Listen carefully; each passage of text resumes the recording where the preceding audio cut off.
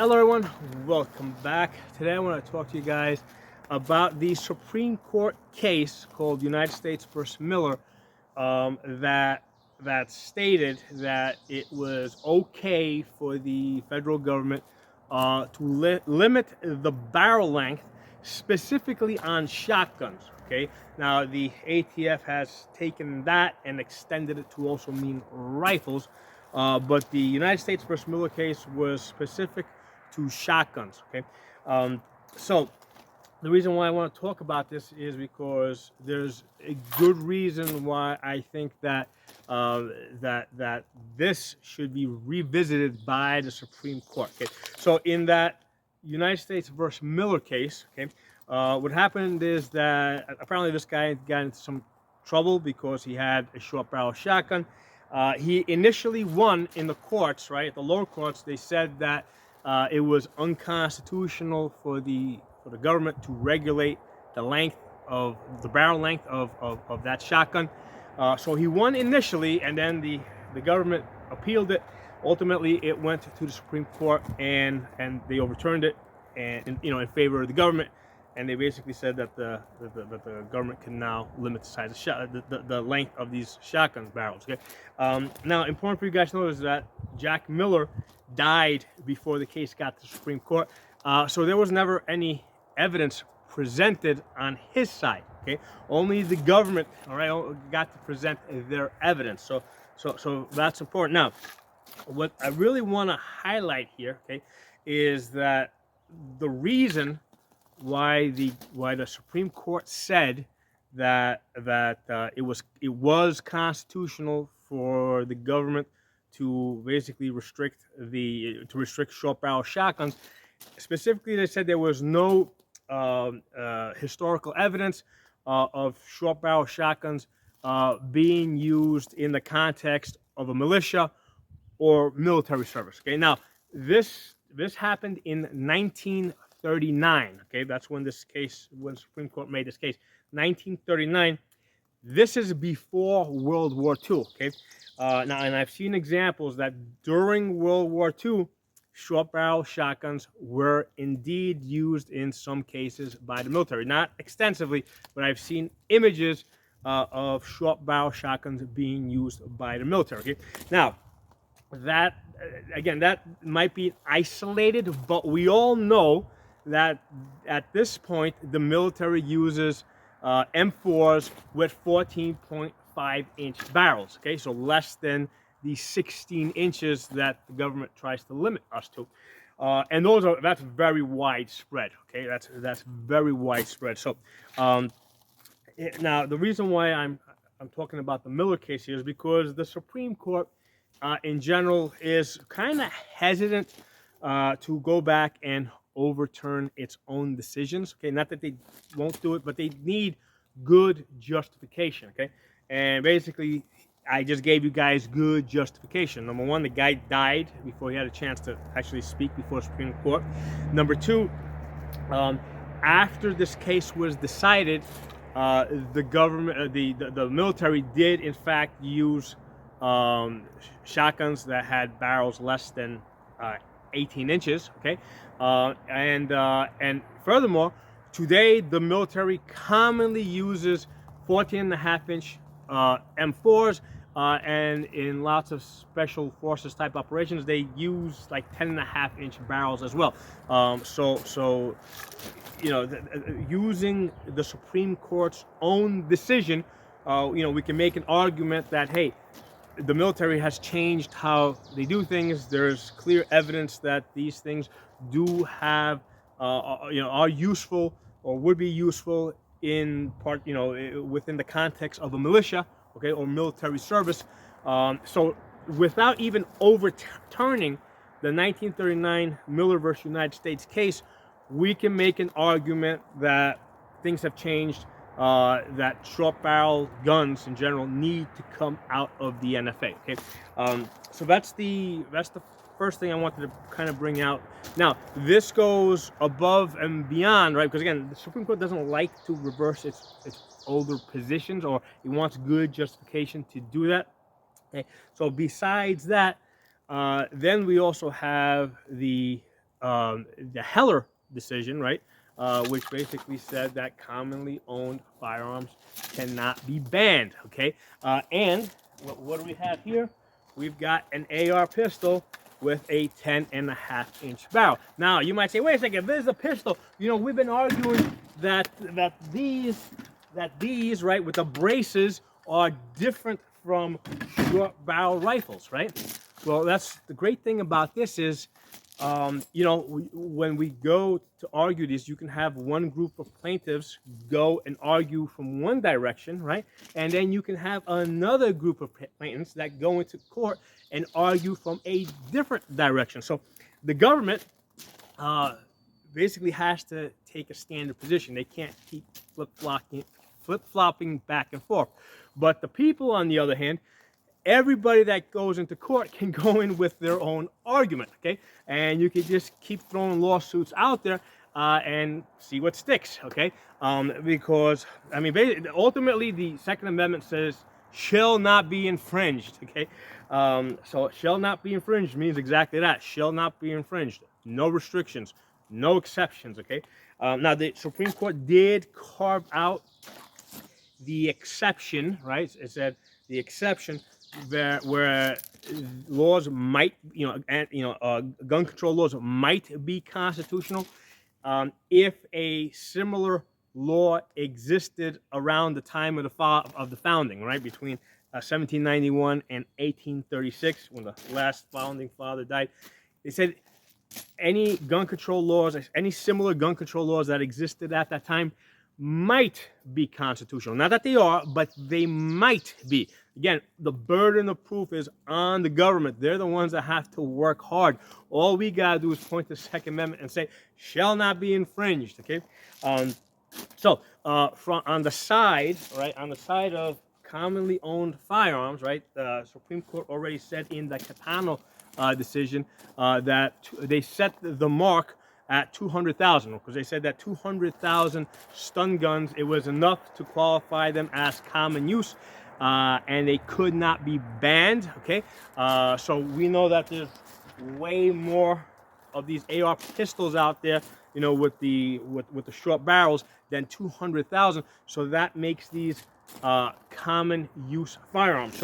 So on the one, so that's one thing, you get to argue it from the position of common use, okay?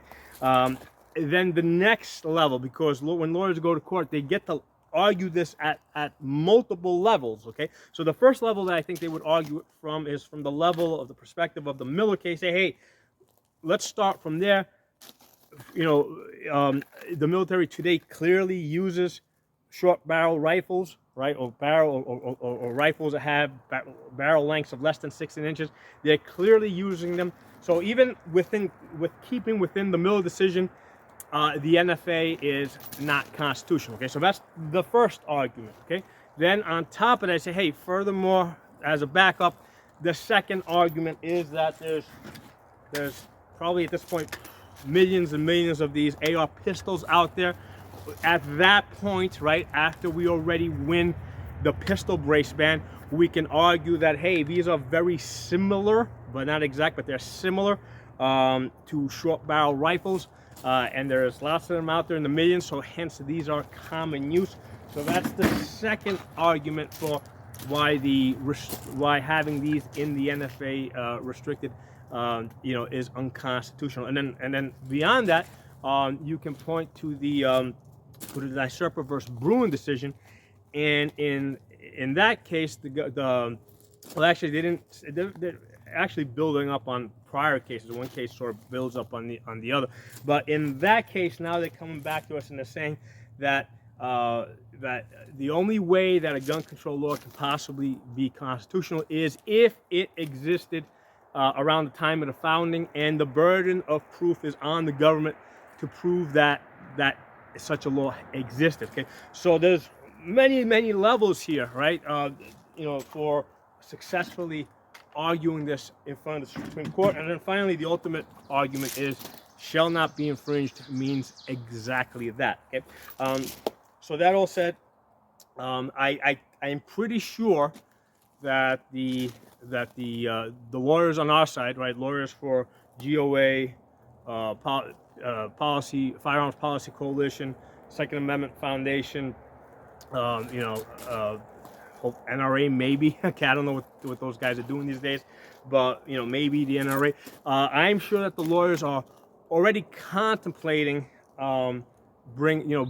such a lawsuit. Okay, I'm sure that they're contemplating.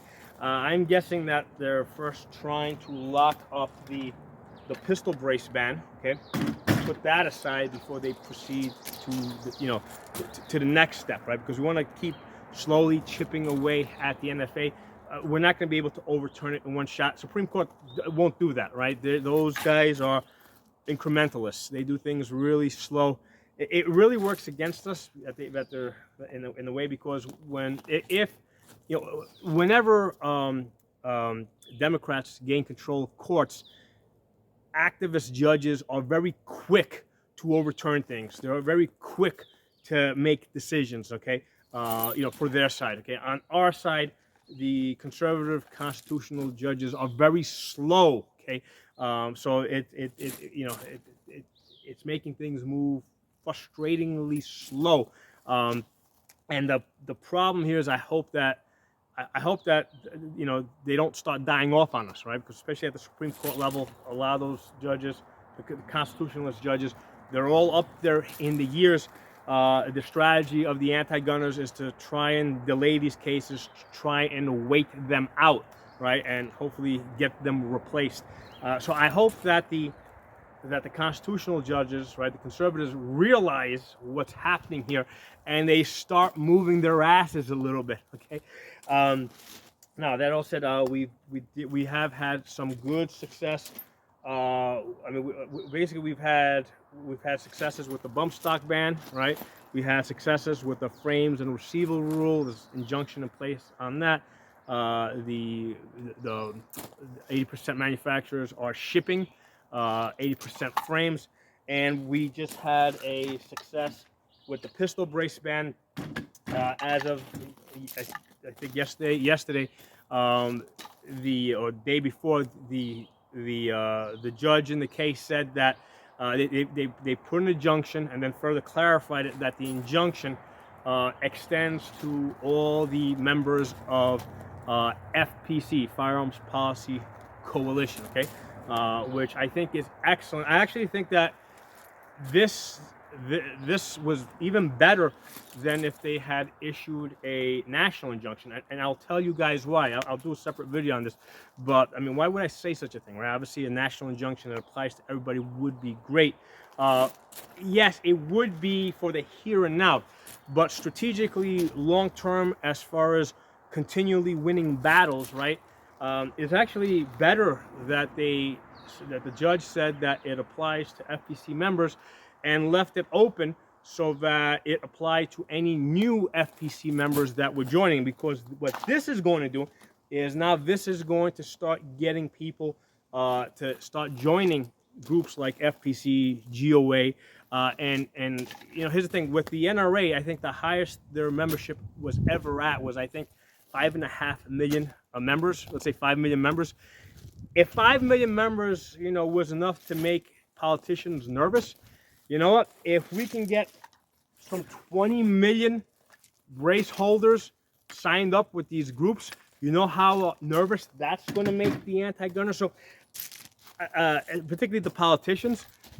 So, aside from the victories that we might have in court, because what we will be doing is, by our memberships to these pro-gun groups, fund the litigation, right?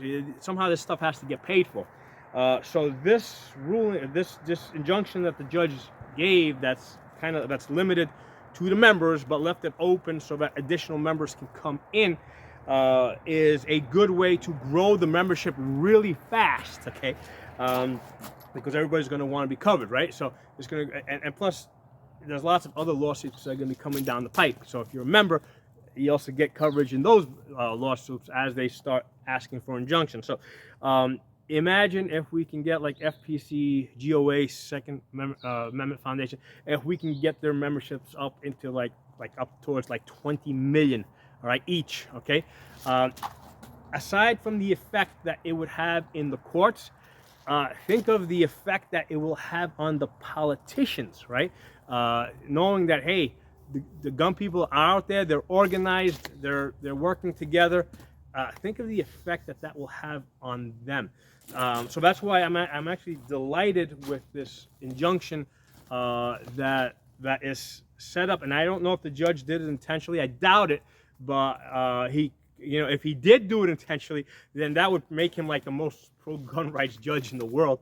But the effect is that it has the positive effect of bringing, of basically getting the membership up in groups like the Firearms Policy Coalition, getting the membership numbers up fast, okay, providing them funding to keep fighting against gun control, and also as the numbers go up, just big numbers, big membership numbers, scare anti-gun politicians and also whip Republicans into shape, okay, because the NRA has lost a lot of power, so we don't have the NRA kind of, scaring the Republican politicians.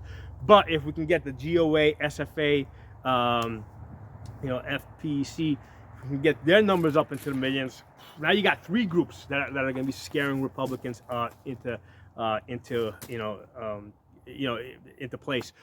So strategically speaking, this limited injunction is strategically very powerful to us.